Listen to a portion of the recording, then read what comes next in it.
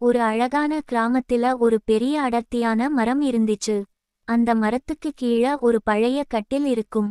அந்த கட்டில்ல கிராமவாசிங்க எல்லாரும் மாலையில வந்து உட்கார்ந்து நிழலில ஓய்வெடுப்பாங்க, பேசிக்கிட்டு டைம் பாஸ் பண்ணுவாங்க. அதே மரத்துல ஒரு குயிலும் ஒரு காகமும் கூடு கட்டி வாழ்ந்துகிட்டு இருந்துச்சுங்க. ஒரு நாள் 2 கிராமவாசிங்க வந்து அந்த கட்டில்ல உட்கார்ந்தாங்க.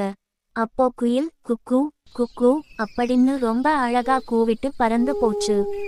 அதை கேட்ட கிராமவாசிங்க, அடடா, குயில் எவ்வளோ அழகா கூவுது பாரு அப்படின்னு ரசிச்சாங்க.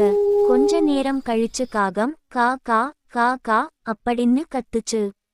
உடனே அவங்க, ஐயோ, இந்த காக்கா எப்படி கத்துது பாரு, தூரம் போன்னு சொன்னாங்க. அதை கேட்ட காகத்துக்கு ரொம்ப மனசு உடைஞ்சிருச்சு. அழுதுகிட்டே கடவுள்கிட்ட போயிட்டு, கடவுளே, எனக்கு ஏன் இவ்வளவு கரகரப்பான குரல் கொடுத்தீங்க? எனக்கு குயில் மாதிரி இனிமையான குரல் வேணும். என்ன குயிலா மாத்திடுங்கன்னு கேட்டுச்சு. அதுக்கு கடவுள் சிரிச்சிட்டு, சரி, நீ குயில்கிட்ட போய் கேள். அதோட வாழ்க்கையில எந்த குறையும் இல்லன்னு சொன்னா உன்னை குயிலா மாத்துறேன்னு சொன்னார். உடனே காகம் குயில்கிட்ட போயிட்டு, குயிலே, நான் உன்ன மாதிரி ஆகணும்னு ஆசை. உன் வாழ்க்கையில ஏதாவது குறை இருக்கான்னு கேட்டுச்சு. அதுக்கு குயில், என் குரல் அழகுதான். ஆனா நான் பார்க்க எவ்வளோ கருப்பா இருக்கேன். அதுவும் எனக்கு சொந்தமா கூடு கூட கட்டத் தெரியாது. ஆனா கிளிய பார்த்தியா, அதோட மூக்கு சிவப்பா, உடம்பு பச்சை நிறமா எவ்வளோ அழகா இருக்கின்னு சொன்னது.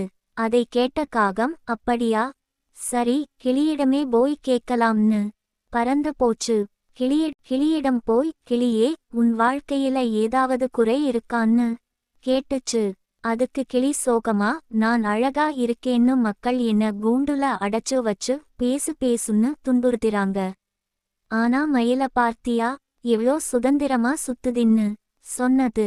அத கேட்ட காகம் மயில்கிட்ட போயிட்டு, மயிலே, உன் வாழ்க்கையில ஏதாவது குறை இருக்கான்னு கேட்டுச்சு.